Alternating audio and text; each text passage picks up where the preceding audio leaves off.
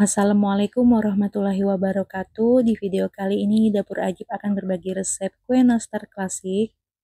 Untuk satu resep ini dapatnya sekitar 5 toples ukuran 600 ml. Gak usah berlama-lama, langsung aja yuk kita ke resepnya. Bismillah, pertama saya campurkan margarin dan juga butter. Untuk mereknya bebas ya teman-teman. Di sini saya pakai margarin Royal Palmia. Untuk butternya saya pakai butter Anchor yang dimix dengan Wisman. Tambahkan vanili bubuk atau cair, ini saya pakai vanila susu, atau kalau nggak ada boleh pakai vanila butter, atau bisa juga pakai vanili bubuk biasa. Ini saya aduknya pakai mixer ya teman-teman, supaya cepat aja, tapi boleh juga pakai whisk. Nah ini aduk asal kecampur rata aja, masukin 6 kuning telur, aduk asal tercampur rata lagi. Jadi kalau ngaduknya pakai mixer cukup asal tercampur rata aja, jadi jangan lama-lama ya supaya nanti hasil adonannya itu nggak melebar. Lebih amannya itu pakai whisk kalau teman-teman mau, tapi karena saya bikinnya mau cepet gitu, jadi saya pakai mixer aja buat ngaduknya. Nah ini tadi saya tambahkan maizena dan juga susu bubuk. Ini kita aduk lagi, saya masih pakai mixer dengan kecepatan paling rendah asal tercampur rata. Untuk pencampuran bahan kering ini juga bisa diaduk pakai spatula ya teman-teman. Nah ini saya sisir bagian pinggirannya nggak ikut kecampur gitu. Aduk asal rata. Kalau udah ini kita matiin dulu mixernya dan kita lanjut aduk pakai spatula aja. Di sini saya masukkan juga tepung terigu secara bertahap. Saya masukin 2 kali, aduk pakai spatula. Nah ini kita aduk dulu sampai mulai tercampur rata, baru kita masukin sisa tepungnya. Nah ini udah mulai kecampur rata, kita masukin tepungnya sampai habis semua ya teman-teman. Aduk lagi sampai tercampur rata. Kalau mau diaduk pakai tangan juga boleh, tapi jangan terlalu kuat atau terlalu lama ya teman-teman. Nah ini dia hasilnya setelah diaduk sampai tercampur rata. Dan karena di sini panas banget teman-teman, jadi adonannya itu akan saya bungkus seperti ini, saya bagi 4. Terus saya bungkus pakai plastik dan saya masukin ke dalam kulkas ya teman-teman, karena tadi adonannya itu agak mencair gitu. Nah ini saya ambil satu bagian dulu, terus saya takar dengan sendok teh sebanyak ukurannya itu 1 sendok teh atau sendok yang 5 mili.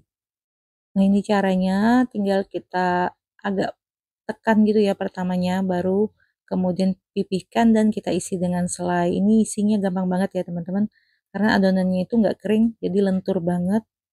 Tinggal kita tutup aja kayak gini, kemudian tinggal kita pulung dan kita bulatkan sampai permukaannya itu mulus dan bulat seperti ini ya teman-teman. Seperti ini bisa dilihat hasilnya. Jadi sisa adonan yang 3 tadi saya simpan di kulkas ya teman-teman. Jadi saya ambil sedikit-sedikit gitu. Jadi dengan cara dibungkus seperti tadi adonan nggak kering gitu. Nah ini dia, lakukan terus sampai selesai. Tapi kalau teman-teman yang ngerjainnya itu banyak, bisa langsung dipulung atau dibulatkan dan diisi seperti ini ya teman-teman. Jadi nggak perlu disimpan di kulkas. Tapi kalau disimpan di kulkas juga hasilnya itu lebih bagus gitu ya. Jadi butter yang agak mencair tadi agak memadat gitu. Nah ini udah selesai, tinggal kita panggang. Nah kalau teman-teman pakai oven gas stainless seperti saya ini, di sini cukup gunakan api bawah aja ya teman-teman. Suhunya itu rendah aja sekitar 130 atau 140 derajat. Untuk durasinya sekitar 35 menit atau sampai matang ya, sesuaikan aja dengan oven masing-masing. Di sini saya pakai 2 rak, jadi nanti di pertengahan waktu memanggang, posisi loyangnya itu bisa kita tukar ya teman-teman. Misalnya total waktu yang digunakan sampai matang ini sekitar 40 menit, jadi di menit ke-20 kita tukar posisi loyangnya. Dan ini ada sisa sedikit, saya pakai oven listrik, gunakan api atas bawah, suhunya itu yang rendah aja sekitar 110 sampai 130 derajat. Lamanya itu sesuaikan aja dengan oven masing-masing, karena tiap oven itu beda-beda. Nah ini saya panggangnya itu sampai matang ya teman-teman, atau sampai bawahnya itu kecoklatan. Kemudian ini kita tunggu sampai dingin baru nanti kita oles. Untuk bahan olesannya saya pakai 6 kuning telur. Di sini saya campur ya kuning telur omega dengan kuning telur biasa.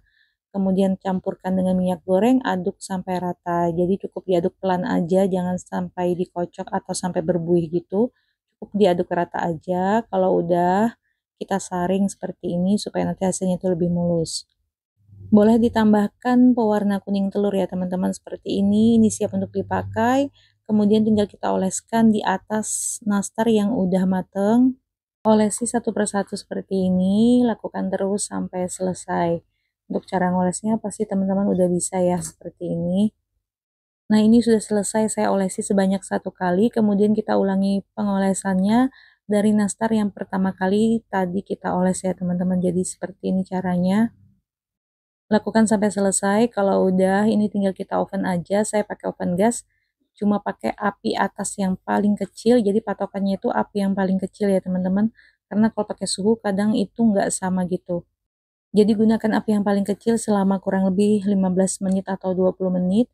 Dan di pertengahan waktu memanggang bisa kita cek. Dan kalau ternyata kita sudah pakai api atas yang paling kecil dan nastarnya itu udah terlihat mulai retak gitu, bisa kita panggang dalam keadaan pintu oven terbuka seperti ini. Dan bisa kita panggang lagi sampai tingkat warna yang kita inginkan. Tapi kalau tidak ada keretakan bisa dilanjutkan di oven dengan pintu oven tertutup ya teman-teman. Karena ini sudah saya pakaikan api atas yang paling kecil dan ternyata masih retak, jadi saya akali dengan cara di oven dengan dalam keadaan pintu oven terbuka. Nah, ini udah mateng sekitar 20 menit, tinggal panas-panas kita sapu dengan kuas bersih dan kering seperti ini supaya nanti hasilnya itu glowing atau mengkilat seperti ini ya teman-teman, bisa dilihat. Tunggu sampai dingin baru masukin ke dalam toples dan pastikan untuk nastarnya itu udah benar-benar matang dan tanak. Dan bisa dilihat bagian bawahnya itu kalau udah kecoklatan kayak gini udah cukup ya teman-teman. Seperti ini. Satu resep ini dapatnya 5 toples tabung ukuran 600 ml, jadi lumayan banyak.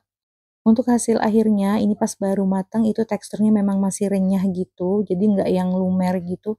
Tapi setelah didiamkan 1-2 hari di dalam toples, hasilnya akan pulen dan lumer gitu. Selamat mencoba di rumah, semoga resep ini bisa bermanfaat. Terima kasih. Wassalamualaikum warahmatullahi wabarakatuh.